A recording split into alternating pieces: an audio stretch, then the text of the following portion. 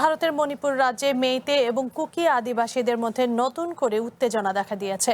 শনিবার কুকি আদিবাসী নারীদের একটি দল মেইতে আদিবাসীদের কয়েকটি পরিত্যক্ত ঘরে আগুন ধরিয়ে দিলে পরিস্থিতি উত্তপ্ত হয়ে ওঠে। ভারতের অশান্ত উত্তর পূর্বাঞ্চলীয় রাজ্য মণিপুরে নতুন করে সহিংসতা ছড়িয়ে পড়েছে। শনিবার কুকি আদিবাসীদের একদল নারী মেইতে সম্প্রদায়ের 4টি বাড়িতে অগ্নিসংযোগ করেছেন বলে অভিযোগ উঠেছে।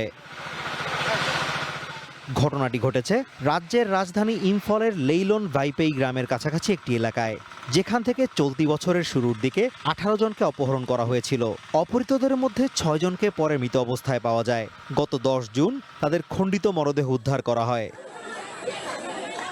স্থানীয় মেইতে সম্প্রদায়ের অভিযোগ, আগুন লাগানোর খবর পেয়ে তারা ঘটনাস্থলে গেলে কুকি নারীরা সেখান থেকে পালিয়ে যায়। এরপর সেনা সদস্যরা মেইতেদের লক্ষ্য করে টিয়ার শেল নিক্ষেপ করে। অর্থনৈতিক সুযোগ সুবিধা এবং চাকরির কোটাকে কেন্দ্র করে 2023 সালের মে মাসে মণিপুরের সংখ্যাগরিষ্ঠ মূলত হিন্দু মেইতে সম্প্রদায় এবং খ্রিস্টান কুকি উপজাতির মধ্যে জাতিগত সহিংসতা শুরু হয়। রয়টার্স বলছে, যে বাড়িগুলোতে আগুন দেওয়া হয়েছে সেগুলো 2023 সালের জাতিগত সংঘর্ষের সময় খালি করে ফেলা হয়েছিল এবং এরপর থেকে সেগুলো পরিত্যক্ত ছিল। এই দীর্ঘস্থায়ী সহিংসতায় এ পর্যন্ত প্রায় 260 জন নিহত এবং 60,000-এরও বেশি মানুষ বাস্তুচ্যুত হয়েছে।